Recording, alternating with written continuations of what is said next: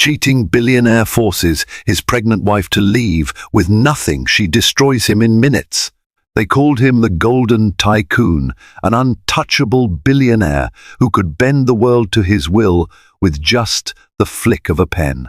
She was the elegant beauty who once captured his heart, standing beside him at star-studded galas, reveling in the glow of an extravagant life. But beneath the polished marble floors and glittering chandeliers lay an ugly truth. He was ruthless, manipulative, and hiding a secret affair. When she discovered she was pregnant, he did the unthinkable, forcing her out of their mansion without a dime to her name. Little did he know, her determination to seek justice would soon bring him to his knees. Alexander Harrington was the kind of man whose name rang across continents. Born into a world of privilege, he magnified it with his sharp intellect and unwavering ambition. By the age of 35, Alexander stood at the helm of Harrington Global Investments, a heavyweight contender on Wall Street with connections spanning from Zurich to Hong Kong. Reporters often referred to him as the Golden Tycoon, a moniker he wore as comfortably as his custom-tailored suits. His boardroom presence was undeniable. Every meeting was a battlefield where Alexander's brilliant strategies outmaneuvered seasoned financiers twice his age. Claire Dawson was the polar opposite in upbringing, yet her radiance and wit turned heads in any room she entered. Raised in a modest home in upstate New York, she learned early on the value of hard work and sincerity.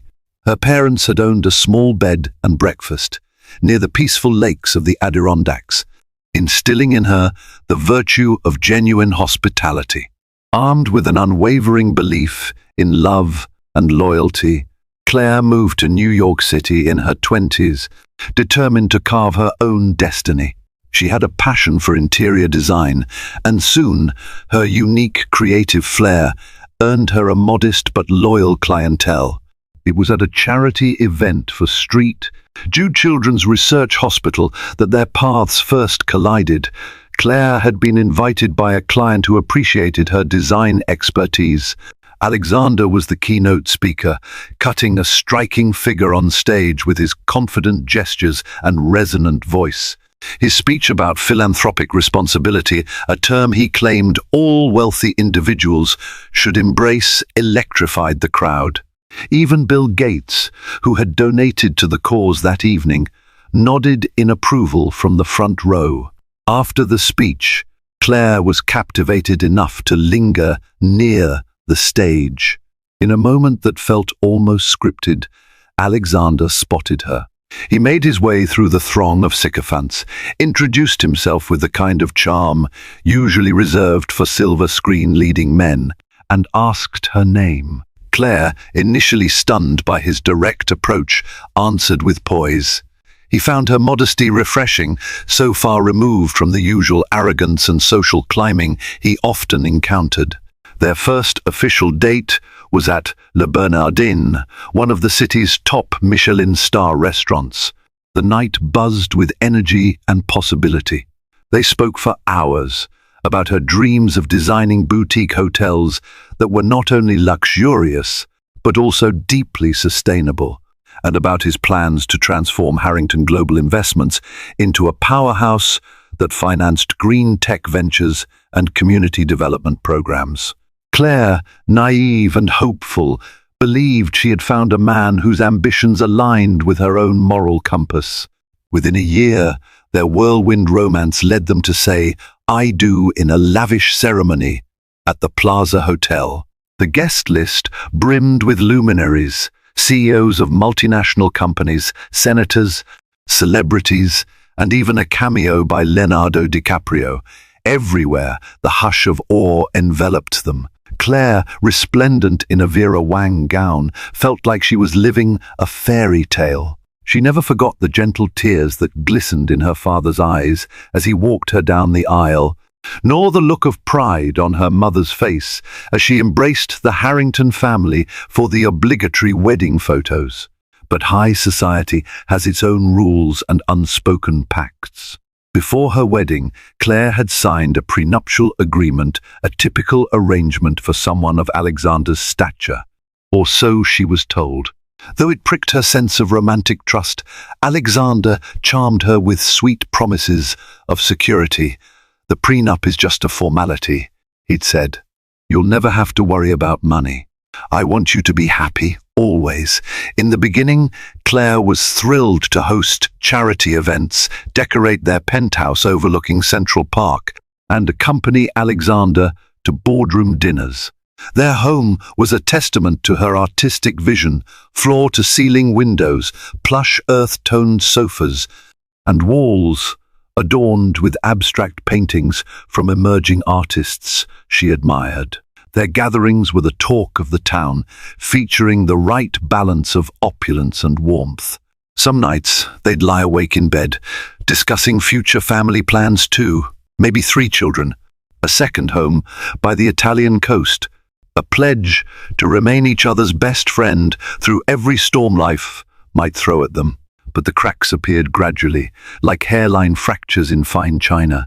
A suspicious text on Alexander's phone here, a late-night business call there. Claire reasoned it away. He was a billionaire, after all, and what billionaire isn't busy? She tried to see the best in him, telling herself that it was her job to be supportive.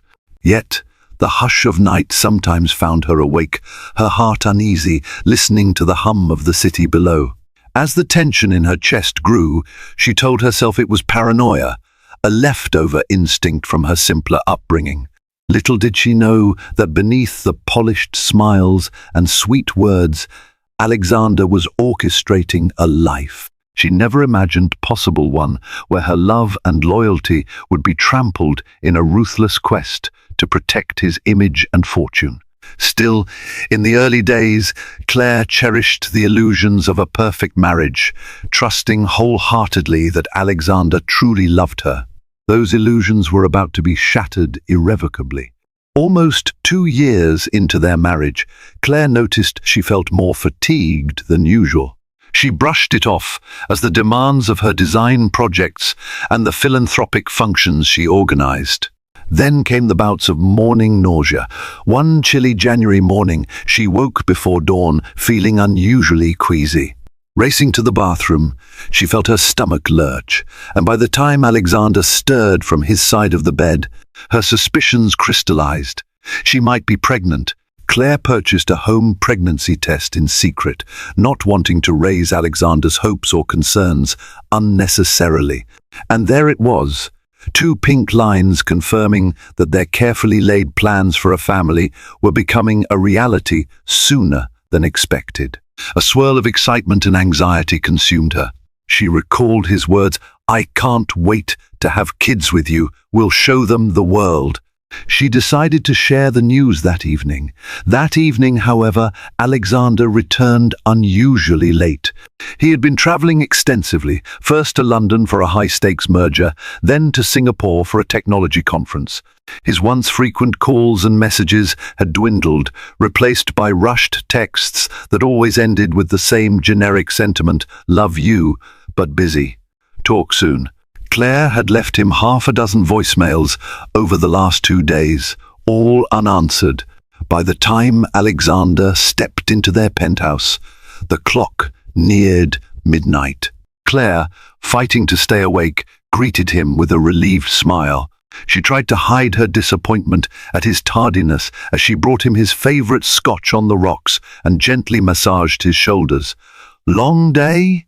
she ventured, hoping for some semblance of emotional intimacy. "Yes," he replied, curtly, draining the scotch in a single gulp. He loosened his tie and sank into a velvet armchair facing the window. The city sparkled below, but in Claire's chest, dread formed an icy knot. Something about his distant demeanor weighed heavily on her. "I have some news," she began softly, stepping closer to him. She rested a trembling hand on her abdomen, hoping he'd notice the significance. He glanced up, eyebrows raised. "You do? All right, let's hear it." No warmth, no curiosity, just terse indifference. she exhaled, willing herself not to cry. "I'm pregnant, Alexander. We're going to have a baby." A shy, hopeful smile spread across her face. For a fleeting moment, his expression softened, almost as if he might stand up and wrap her in the tightest embrace. But just as quickly, he masked it with a polished smile that failed to reach his eyes. "That's wonderful news," he said at last, though his voice lacked the enthusiasm she'd prayed for. Claire felt the blow of disappointment, but she tried to soothe herself with rationalizations. "He's tired. He's stressed about the new business deals. He needs time to process." The next day, she woke up determined to allow him space, thinking that a heartfelt celebration of this baby could come later. She immersed herself in researching prenatal vitamins and scheduling a doctor's appointment. Secretly, she browsed for baby clothes, tiny onesies that melted her heart. But as her pregnancy progressed, Alexander's behavior turned more erratic. He would vanish for days on alleged business trips, returning with only a perfunctory kiss on the forehead. When asked about the reasons behind his extended absences, he'd become evasive, even snapping at her on occasion. Calls went unreturned more often than not. The affectionate man she once knew had retreated behind a wall of secrecy that Claire couldn't breach. Then came the dinner at the Four Seasons. Alexander was hosting a small gathering for foreign investors, and he insisted that Claire join to maintain appearances. She found herself seated next to a well-known investment banker and longtime friend of Alexander's, Patrick Layton. Patrick was a jovial man with a slight British accent, rumoured to have cut deals with Morgan Stanley and JPM Morgan Chase that soared into the billions. Across the table, Alexander was engrossed in conversation with a stunning brunette named Bianca Rossi, an up-and-coming hedge fund manager from Italy. Claire felt a pang of jealousy shoot through her.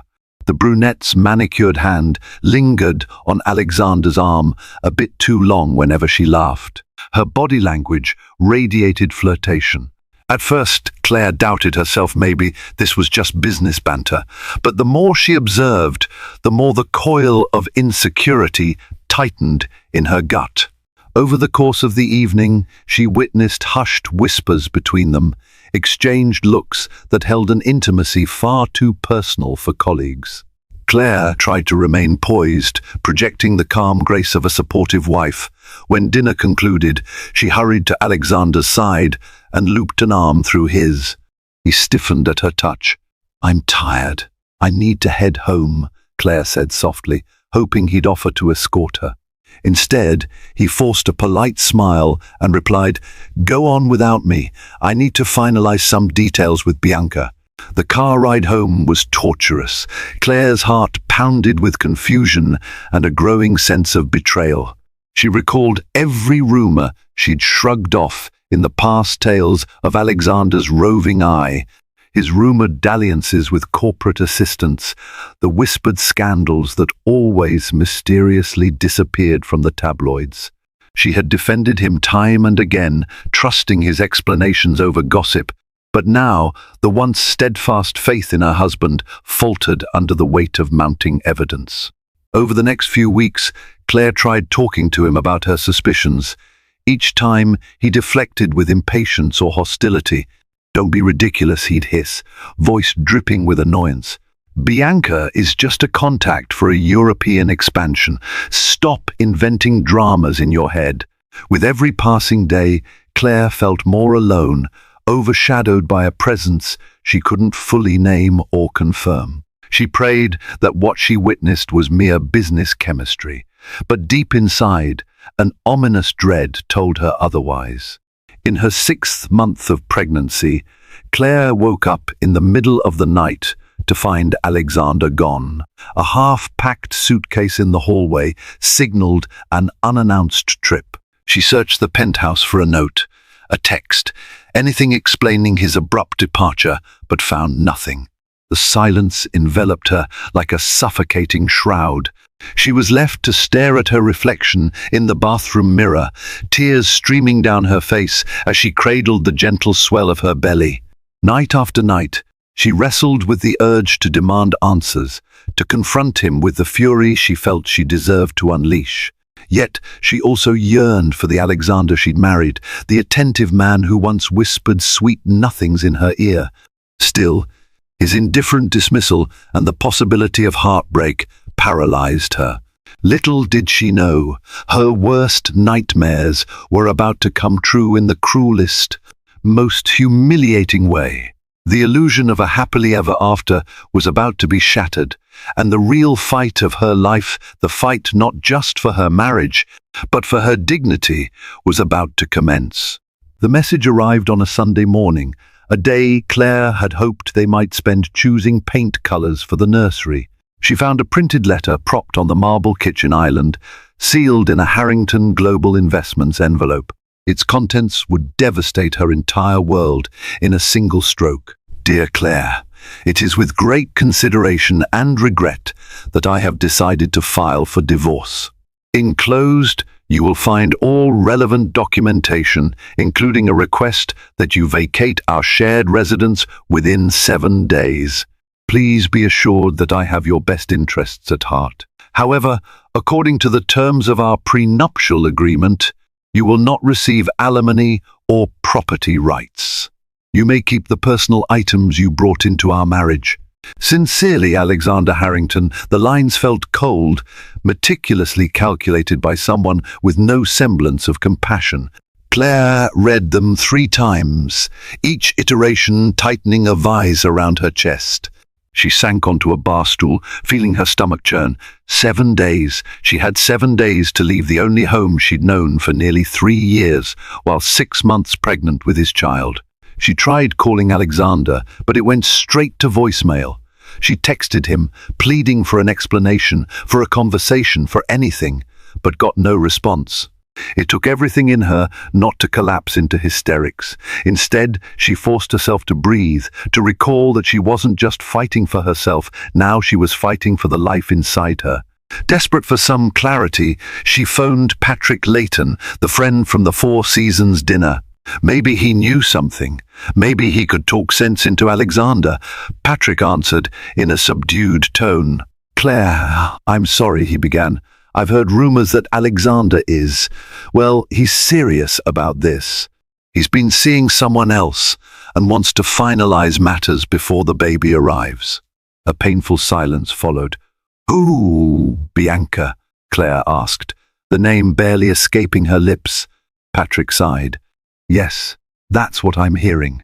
I can't confirm, but it's not the first time I've heard her name linked to his. I tried talking to him. He's convinced it's for the best. Something about not wanting any public scandal that might harm his standing if it gets messy. You know how he is about his public image. Claire's eyes burned with tears. The magnitude of the betrayal left her breathless. Was she really so disposable? She stared at the pristine kitchen counters and the glimmering chandelier above the domestic dream she'd believed in so fully. She tried to pull herself together, to think logically. Instead, she felt a raw ache so profound it almost paralyzed her. All day she wrestled with the despair, wandering the penthouse in a daze. Eventually, she realized that her heartbreak was overshadowed by a more pressing fear. If she were to leave with nothing, how would she provide for herself and her unborn child? She had some savings from her interior design work, but nowhere near enough to sustain her through a costly legal fight with Alexander Harrington. The prenuptial agreement was notoriously ironclad, or so everyone claimed. In her innocence, she had never even retained her own legal counsel before signing it. Still, a spark of defiance sparked inside her. She had spent years supporting Alexander, organizing philanthropic events that burnished his image, creating a nurturing environment at home, even stepping back from expanding her own career to focus on his. If he thought she would walk away quietly, he was gravely mistaken. She resolved that if he wanted to cast her aside, she would at least force him to face the consequences of his cruelty. Within 2 days, she packed her essentials into 2 suitcases. Tearfully, She walked through each room in the penthouse, memories flooding back, her laughter echoing in the living room during their first Christmas, the corner of the bedroom where she first told him she loved him, the nursery she'd barely begun planning. She fought a war within herself, heartbreak over losing the life she'd built, and steely determination to fight for what she believed she deserved. And so, late one night, she left. The doorman offered a sympathetic nod, loading her luggage into a cab. Claire clutched her phone and wallet, feeling the subtle weight of her unborn child inside her. As the taxi pulled away from the glittering tower, she felt a wave of panic. Where would she go? She ended up at a small hotel in Midtown, its modest lobby a far cry from the opulence she was used to. The manager, a kindly older man named James, recognized her from a charity gala she'd helped organize for local homeless shelters. "Miss Harrington?" he whispered, surprised to see her in jeans and a wrinkled coat, looking exhausted and teary-eyed. Claire forced a watery smile. "I just need a quiet place, James. Discreet, if that's possible." James nodded in understanding, and within minutes she had a comfortable, if humble, room. That night, Claire curled up on the bed, hugging a pillow and wishing it were Alexander's arms. But the memory of his callous letter hardened her resolve.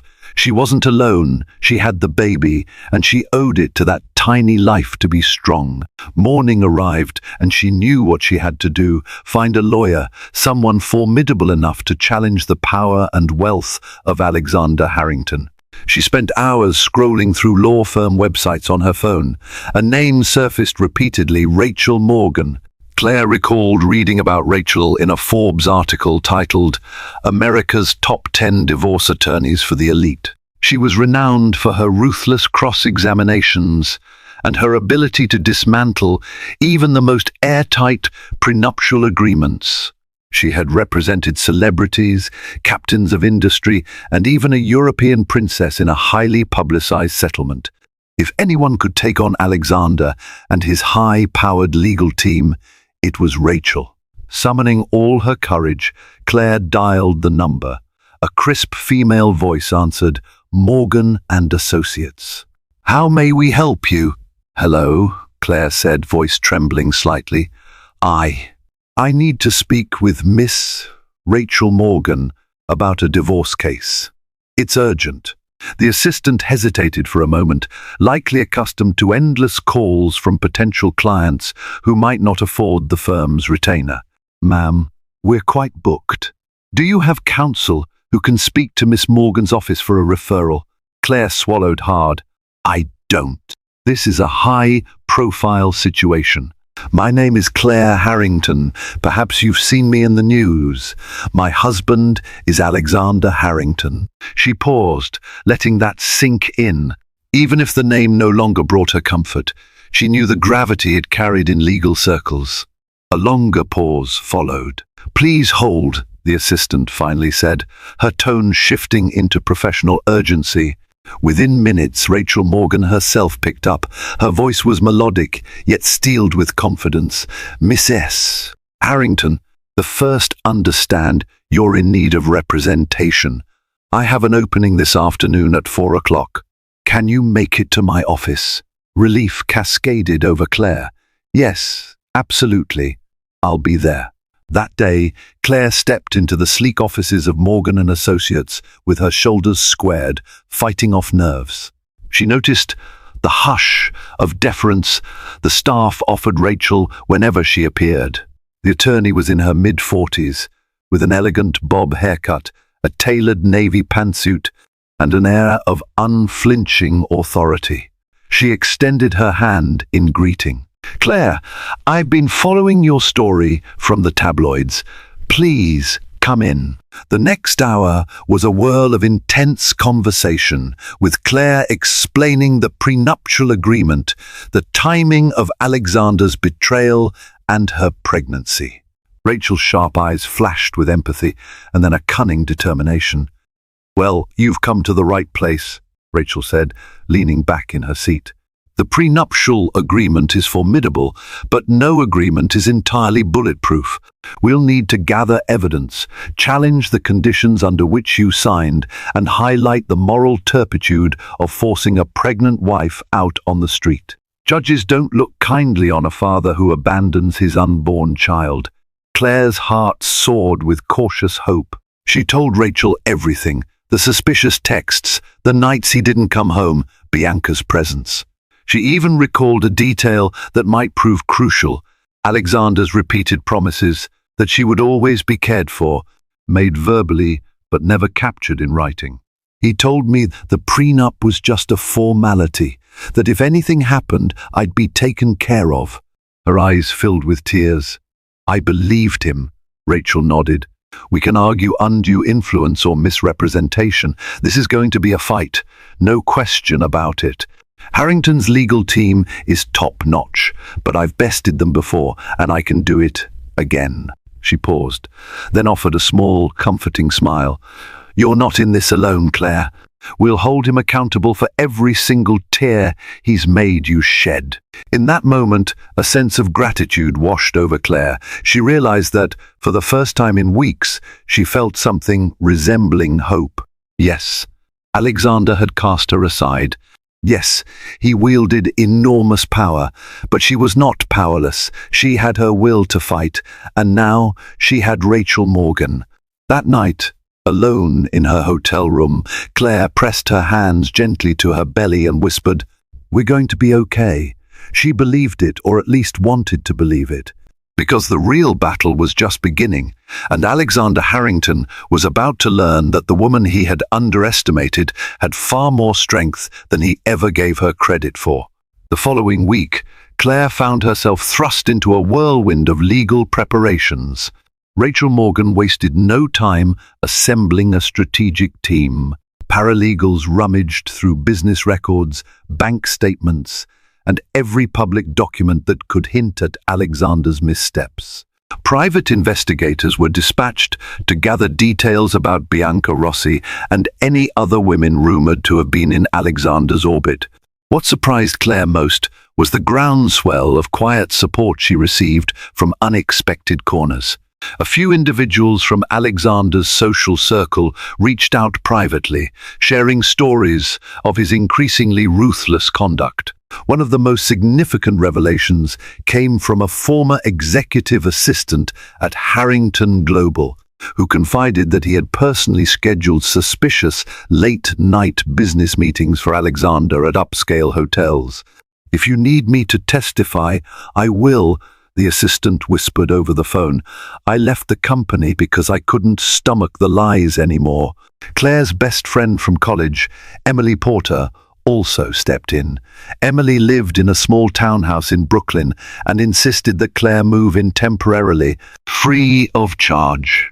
"I can't let you waste your money on a hotel," Emily declared. "It's you and me against the world. And, I'll help with anything: grocery runs, moral support, you name it." Claire gratefully accepted, moved by the generosity. Despite everything, the sorrow of losing her home weighed on her like an anchor. Being surrounded by a friend's warmth offered a fragile lifeline. Rachel, meanwhile, discovered a potent angle. Alexander's relationship with Bianca Rossi began months before the letter forcing Claire out. Through phone records and eyewitness accounts, they pieced together a timeline that suggested not only an affair, but also Alexander's attempt to push Claire away to avoid any complications. "He's orchestrated this to ensure a clean break," Rachel explained, "and that can significantly weaken the prenuptial agreement's enforceability. It undermines the notion of mutual good faith." Claire felt a spark of triumph. Even so, she was plagued by fears late at night of Alexander retaliating, or the heartbreak of confronting his betrayal face to face in court. She was not naive. She understood that a man as powerful as Alexander could play dirty. The potential for media scrutiny was immense, and she worried about the toll it might take on her unborn child. The tension escalated when a courier delivered a legal summons to Emily's townhouse.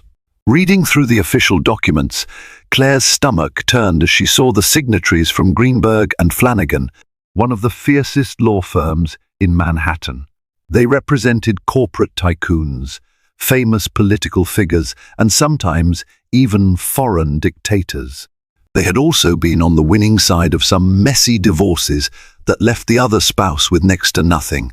Alexander had spared no expense in hiring the best, clearly setting the stage for a grueling battle. "I expected this," Rachel said calmly when Claire forwarded the documents. "Don't let it scare you. We have what we need to fight back." What followed was a series of pre-trial meetings, depositions, and strategy sessions. Rachel coached Claire meticulously. "They'll try to discredit you," she warned. "They might argue that you married him for his money or that you signed the prenup with full knowledge. They could even question the paternity of the baby. We have to be ready for anything." Hearing that last possibility sent Claire's anger flaring. "That's absurd," she said, tears brimming. "Alexander knows the baby is his." Rachel's expression hardened. "They'll still use it if they think it'll weaken your case. That's the level of tactics we're dealing with. But we won't let them get away with it." Claire clenched her fists. "I refuse to let him win. Not after what he's done." One evening, after a long day of strategy meetings, Claire was in bed, perusing an old photo album on her phone. Pictures of her and Alexander smiling at a beach in the Hamptons, laughing in front of the Eiffel Tower, waltzing during their wedding reception under crystal chandeliers. Each photograph felt like a ghost haunting her heart. She had truly loved him, believed in him. How could that same man force her into this nightmare? As tears threatened to fall, Emily entered with a tub of Ben and Jerry's ice cream and 2 spoons. "You look like you need this," she said softly, climbing onto the bed next to Claire. They ate in comfortable silence at first, the sweet coldness of the ice cream countering Claire's swirling emotions.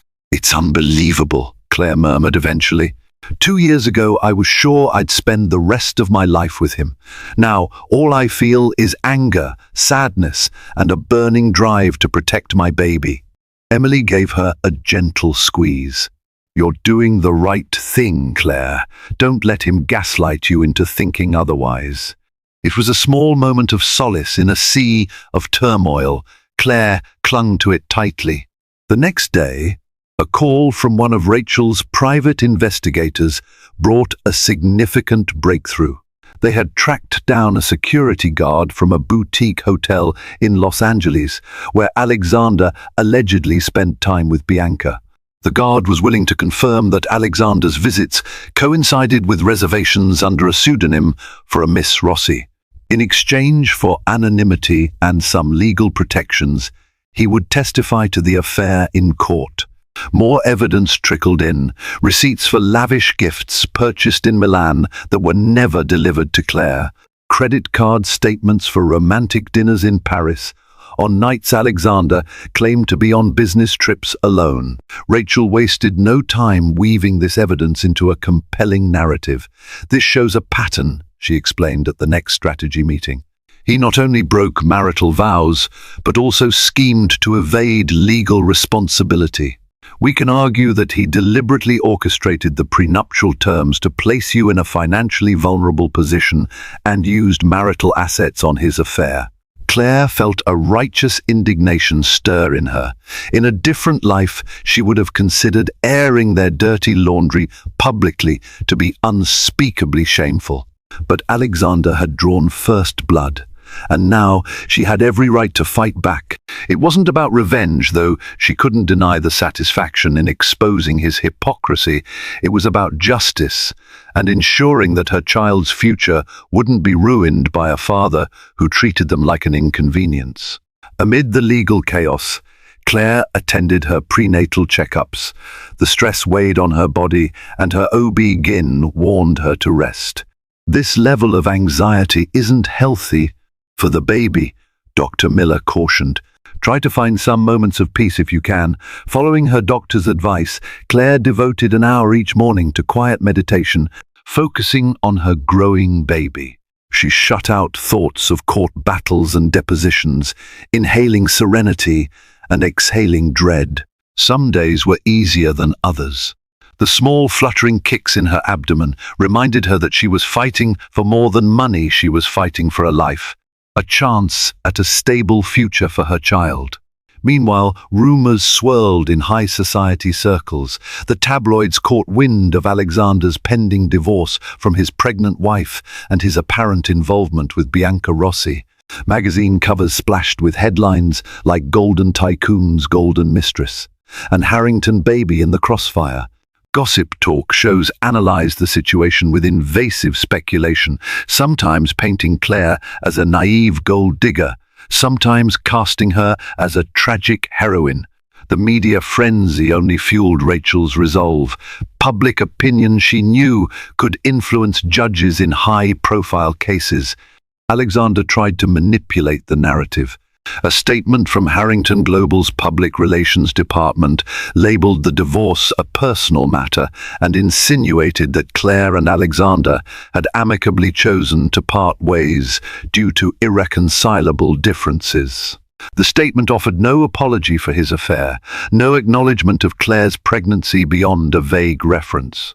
The gall of it incensed Rachel. "He's desperate to control the storyline," she sneered. "But the truth will come out." At one point, Claire received an unexpected call from Alexander's mother, Victoria Harrington. They had never been particularly close. Victoria had always been civil, but maintained an aloof distance. "Claire," she said in a measured tone, "I heard about what's happening. I'm sorry. I know Alexander can be difficult." There was a weary resignation in Victoria's voice, as though she knew all too well how her son operated. "I can't interfere," she added, "but I hope you find peace." Claire felt a moment of sorrow. Peace? That was a distant dream right now. She thanked Victoria and hung up, feeling more certain than ever that she was on her own, save for her lawyer and a handful of allies. Even Alexander's family acknowledged the futility of attempting to reason with him. As the trial date approached, both sides filed motions and counter-motions. Court appearances loomed. The tension was palpable. Yet, through it all, Rachel assured Claire that they had a strong case. The evidence of Alexander's affair, his underhanded dealings, and the moral reprehensibility of discarding a pregnant wife formed a powerful trifecta. If a judge saw it the way they hoped, it could nullify certain provisions of the prenup, awarding Claire a substantial settlement and child support. For Claire, victory was never about the money alone. It was about preserving her dignity, ensuring her child's well-being, and proving that Alexander's betrayal wouldn't break her spirit. And so, even though her nights were sleepless and her heart felt heavy, Claire forged ahead, determined to see justice served. Little did she know, the actual court battle would reveal more secrets and push both parties to the brink of desperation. The day of the first court hearing arrived with an overcast sky, as though the heavens themselves braced for the storm about to unfold. Claire stood outside the imposing marble steps of the New York County Supreme Court, her pulse thundering in her ears. Reporters jostled for position, cameras flashing, microphones thrust forward. She felt a wave of disorientation. This was a far cry from her quiet life in upstate New York, and certainly not the kind of public spectacle she'd ever wanted. Rachel guided her swiftly through the throng, deflecting questions with a practiced, "No comment at this time." Inside, the corridors buzzed with legal professionals in sharp suits. Claire clutched a folder containing documents Rachel had instructed her to keep close. They entered a high-ceilinged courtroom. Alexander was already seated at the defendant's table, flanked by 3 lawyers from Greenberg and Flanagan. He looked every bit the unruffled Titan, impeccably groomed hair, an expensive navy suit, and a face devoid of remorse. Next to him, Bianca Rossi sat in the gallery, her gaze steady and self-assured. The sight ignited a tempest in Claire's stomach. Bianca's presence was like a brazen declaration: we're together, and you can't do anything about it. The proceedings began with a crisp bang of the gavel. The judge, a stern woman named Justice Martinez, presided with an air of seasoned authority. She called for opening statements. Rachel rose, exuding calm confidence. Your Honor, this is a case not just about divorce, but about exploitation and betrayal. My client, Claire Harrington, was forced out of her home while pregnant with the defendant's child, left with no financial support due to a prenuptial agreement signed under dubious circumstances. We allege that Alexander Harrington had already embarked on an extramarital affair, thereby violating the marital contract in spirit and in law. We will demonstrate that the prenuptial agreement is unenforceable and that Mr. Harrington is obligated morally and legally to provide for both Miss S. Harrington and their unborn child. Then came Alexander's lead attorney, Mitchell Flanagan. His voice was smooth, almost hypnotic. Your Honor, we acknowledge the unfortunate demise of this marriage. However, my client abided by the terms of a valid prenuptial agreement that Miss S. Harrington signed willingly and with legal counsel present. Furthermore, Mr. Harrington has never refused to support his child, but Miss S. Harrington has not afforded him the opportunity to do so privately. Instead, she seeks to extort my client by using the unborn child as leverage. Claire's cheeks flushed with indignation. She felt Rachel's calming hand on her forearm. Steady, her lawyer whispered. We knew they'd fling mud. One by one, witnesses were called. Rachel presented the hotel security guard who testified to Alexander's stays with Bianca. He described how Mr. Harrington was often seen entering a suite late at night with Miss Rossi, corroborating date stamps on credit card receipts. Alexander's attorney tried to discredit the guard, implying he was seeking a quick payday, but the guard's testimony was consistent and backed by digital logs. Bianca shifted uncomfortably in her seat, momentarily glancing at Alexander for reassurance. Next, they presented the former executive assistant, who confirmed scheduling personal meetings for Alexander that were actually rendezvous with Bianca. Emails introduced into evidence showed intimate language. The hush that fell over the courtroom was electric, each damning piece of evidence stacking up against Alexander. Alexander's team tried a different angle, implying that Claire had known about the affair and consented to an open marriage. They produced an email chain from months before the separation in which Claire wrote, "I understand you have to travel and do what you must for the business." The defense twisted this to suggest she sanctioned all of Alexander's dealings. The cross-examination was harrowing. Claire's words were manipulated into unrecognizable insinuations. Her voice trembled as she explained that she was merely referring to legitimate business needs, never consenting to an extramarital affair. When it was Alexander's turn on the stand, he emanated an almost chilling composure. "I never intended to abandon Claire," he claimed. "We simply grew apart, and she refused to communicate her dissatisfaction until it was too late. As for Bianca, yes, we are in a relationship, but it began after Claire and I had reached an impasse." His eyes flickered over to Claire, a cold detachment in them. Rachel's cross-examination of Alexander was relentless.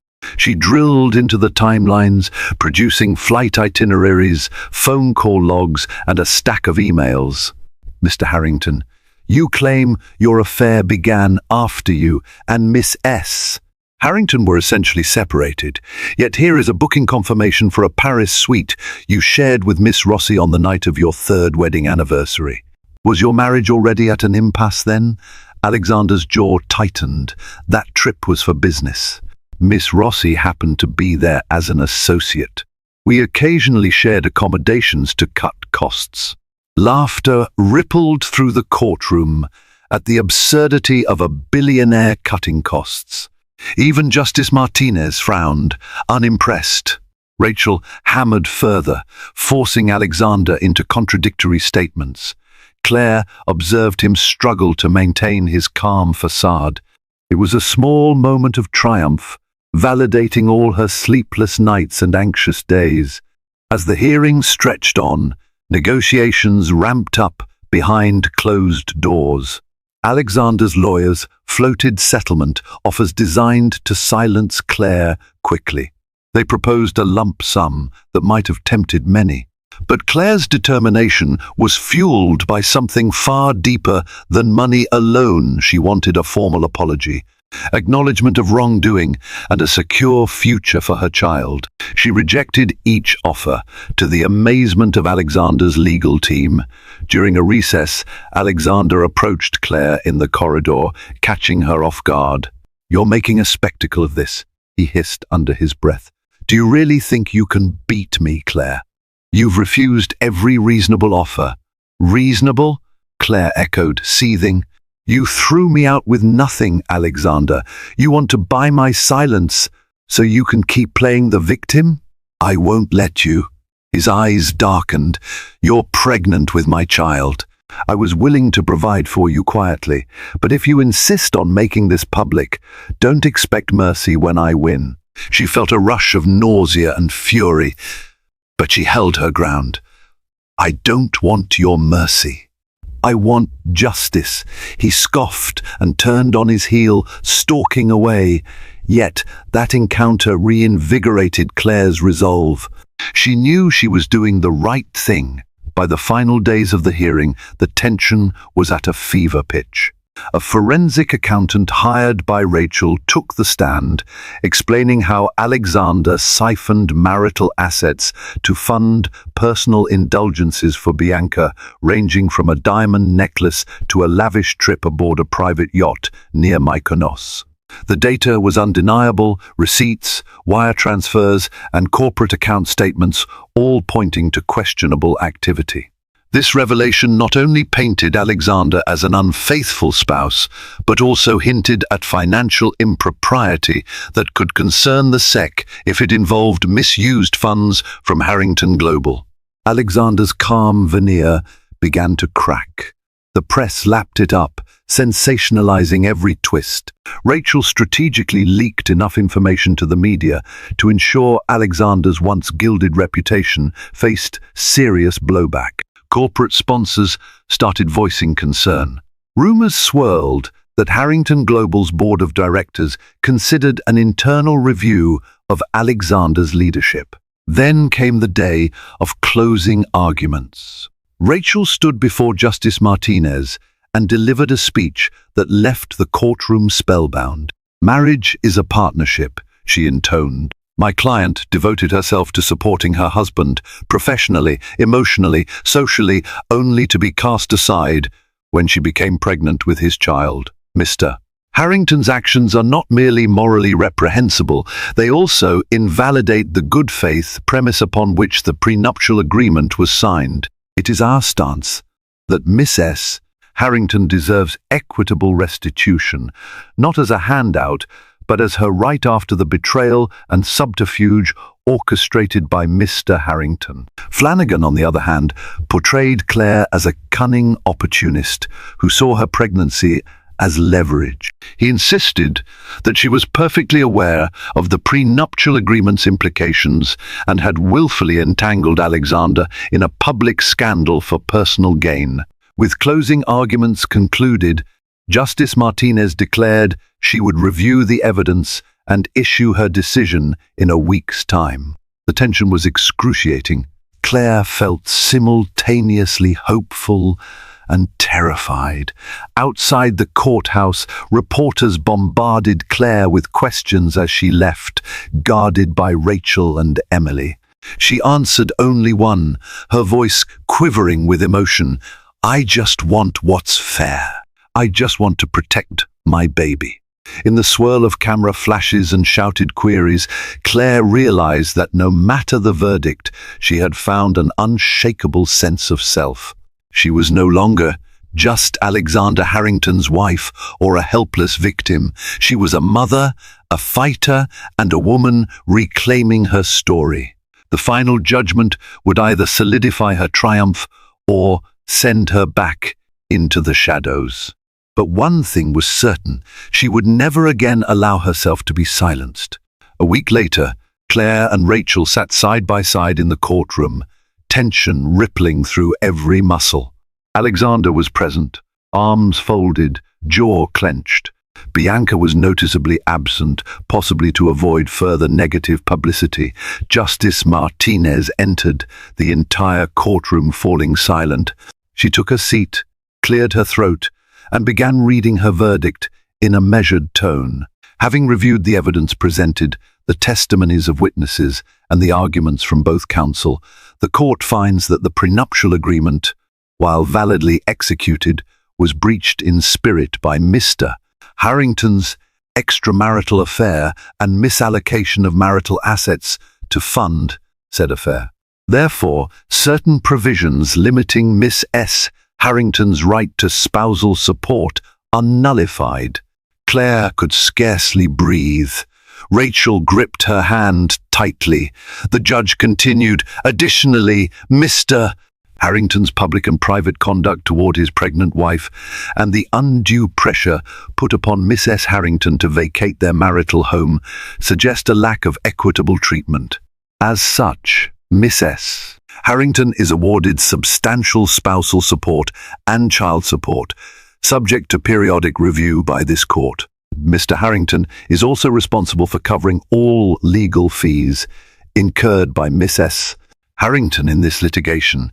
Alexander's face drained of colour, his lawyer's shoulders sagging in defeat.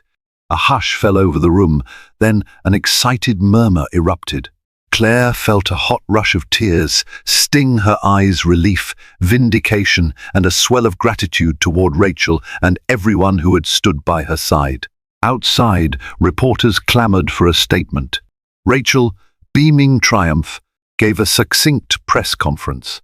Today's verdict reaffirms that no one, no matter how wealthy or powerful, is above their responsibilities, not only legal, but moral. We are satisfied that justice has been served. Claire, for her part, made a brief statement. "I'm relieved this ordeal is over. I'm grateful to the court for recognizing the truth. Now I intend to focus on the health and happiness of my child. Thank you." Alexander exited through a side door, ignoring the barrage of questions about his affair, his finances, and his battered reputation. In the days that followed, tabloids and business journals alike reported on Alexander Harrington's downfall. His board of directors demanded answers about the misused funds. Bianca Rossi suddenly distanced herself, releasing a hollow statement that she never intended to cause harm. Social media platforms buzzed with memes mocking Alexander's hypocrisy, while also praising Claire for her courage. It was a public humiliation for the once untouchable billionaire. Claire moved into a comfortable apartment near Central Park, ironically just a few blocks from her old penthouse. But this time it felt like her own. She used part of her settlement to invest in her interior design business, determined to forge a stable future for herself and her upcoming child.